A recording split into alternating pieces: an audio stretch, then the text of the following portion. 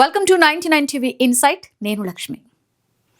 భారతదేశ చరిత్రలో సముద్ర మార్గాల ఆవిష్కరణ ఒక గొప్ప మలుపు. ఆ మలుపుకి కారణమైన వ్యక్తిగా వాస్కోడి గామా పేరు శాశ్వతంగా నిలిచిపోయింది. కేరళ రాష్ట్రంలోని కాలికట్ తీరానికి ఆయన 1498వ సంవత్సరంలో చేరుకోవడం కేవలం ఒక యాత్ర విజయమే కాదు, ప్రపంచ చరిత్రనే మలిచిన సంఘటనగా చెప్పుకోవాలి. ఈ ఘటనతో యూరప్ నుండి భారతదేశానికి నేరుగా సముద్ర మార్గం ఏర్పడింది. అప్పటి వరకు ఎన్నో శతాబ్దాలుగా కొనసాగుతున్న వాణిజ్య పద్ధతులు ఒక్కసారిగా మారిపోయాయి. ఆ కాలంలో యూరప్ దేశాలకు భారతదేశం అంటే అపారమైన ఆసక్తి. ముఖ్యంగా మసాలా దినుసులంటే మిరియాలు, లవంగాలు, దాల్చిన చెక్క వంటి పదార్థాలు యూరప్లో బంగారం లాంటి విలువ కలిగినవి. అలాగే భారతీయ పట్టు వస్త్రాలు, పత్తి వస్త్రాలు, ఆభరణాలు కూడా యూరప్ రాజవంశాలకు ఎంతో ప్రీతిపాత్రమైనవి. కానీ ఈ వస్తువులను యూరప్కు తీసుకువెళ్లడం చాలా కష్టమైన పని. ఎందుకంటే భూమార్గం ద్వారా మాత్రమే వాణిజ్యం జరిగేది. ఈ మార్గంలో అరబ్ వ్యాపారులు, మధ్య ఆసియా వ్యాపారులు కీలక పాత్ర పోషించేవారు. వారు మధ్యలో లాభాలు పొందడంతో యూరప్ దేశాలకు నేరుగా ప్రయోజనం తక్కువగా ఉండేది. ఈ పరిస్థితుల్లో యూరప్ దేశాలు కొత్త మార్గం కోసం అన్వేషణ ప్రారంభించాయి. ముఖ్యంగా పోర్చుగల్ దేశం ఈ విషయంలో ముందంజలో నిలిచింది. పోర్చుగల్కు చెందిన హెన్రీ ది నావిగేటర్ సముద్ర యాత్రలకు పెద్దపీట వేశాడు. అతను నౌకాయానంలో కొత్త పద్ధతులను అభివృద్ధి చేయించాడు. నావికులకు శిక్షణ ఇచ్చే కేంద్రాలను ఏర్పాటు చేశాడు. ఆఫ్రికా తీరాలను అన్వేషించే యాత్రలను ప్రోత్సహించాడు. ఈ చర్యల వల్ల పోర్చుగల్ దేశం సముద్ర అన్వేషణలో ముందంజలో నిలిచింది. ఈ నేపథ్యంలో వాస్కోడి గామా అనే నావికుడు చరిత్రలోకి ప్రవేశించాడు. అతను ఒక సాధారణ నావికుడు కాదు, ధైర్య సాహసాలు కలిగిన నాయకుడు. 1497 జూలై నెలలో ఆయన పోర్చుగల్ నుండి తన యాత్రను ప్రారంభించాడు. 4 నౌకలతో కూడిన బృందంతో బయలుదేరిన వాస్కోడి గామా అట్లాంటిక్ మహాసముద్రంలో ప్రయాణం ప్రారంభించాడు. మొదట ఆఫ్రికా పశ్చిమ తీరాన్ని అనుసరిస్తూ దక్షిణ దిశగా సాగాడు.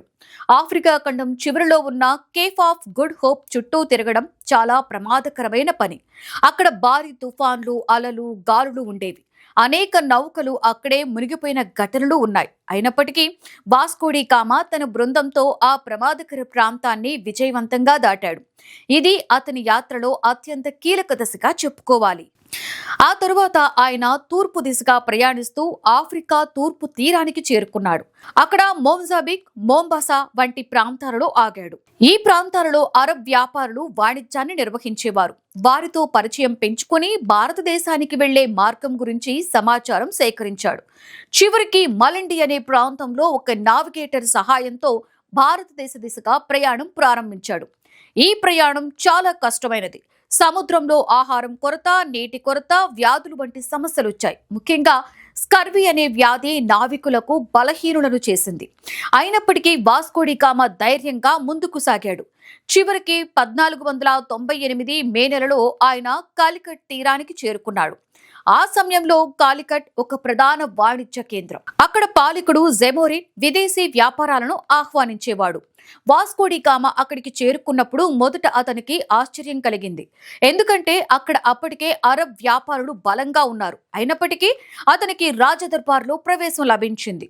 జెమోర్తిన్తో సమావేశమయ్యాడు. అయితే మొదట వాణిజ్యం సజావుగా సాగలేదు. ఎందుకంటే వాస్కోడి గామా తీసుకొచ్చిన బహుమతులు భారతీయ మార్కెట్కు పెద్దగా ఆకర్షణీయంగా లేకపోవడం, అలాగే అరబ్ వ్యాపారుల ప్రభావం ఉండడం వల్ల ఇబ్బందులు ఎదురయ్యాయి.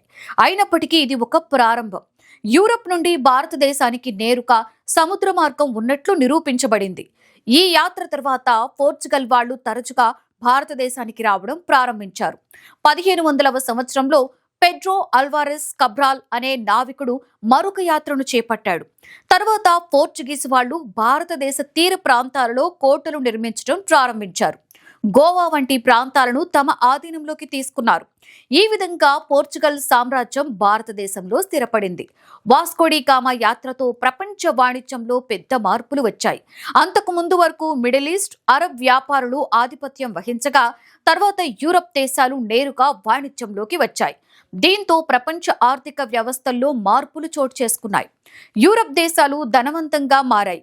తర్వాత డచ్, ఫ్రెంచ్, బ్రిటిష్ దేశాలు కూడా భారతదేశానికి వచ్చి తమ ఆధిపత్యాన్ని పెంచుకోవడానికి ప్రయత్నించాయి. ఈ యాత్రతో భారతదేశ చరిత్రలో విదేశీ పాలనకి కూడా మార్గం సుగమమైంది. పోర్చుగీసుల తరువాత బ్రిటిష్ ఈస్ట్ ఇండియా కంపెనీ భారతదేశంలో పెద్ద శక్తిగా మారింది. చివరకు బ్రిటిష్ పాలన భారతదేశంపై స్థిరపడింది. ఈ పరిణామాలకు మూల కారణంగా వాస్కోడి గామా యాత్రను చెప్పుకోవచ్చు. మొత్తానికి వాస్కోడి గామా కాలికట్ చేరుకోవడం అనేది కేవలం ఒక యాత్ర కాదు, అది ప్రపంచ చరిత్రలో ఒక విప్లవాత్మక మార్పు. వాణిజ్యం, రాజకీయాలు, సంస్కృతి, అంతర్జాతీయ సంబంధాలు అన్నింటినీ ప్రభావితం చేసిన సంఘటన. ఈ యాత్రతోనే ప్రపంచం ఒకదానికొకటి దగ్గరైంది. అందుకే వాస్కోడి గామా పేరు చరిత్రలో చిరస్థాయిగా నిలిచిపోయింది.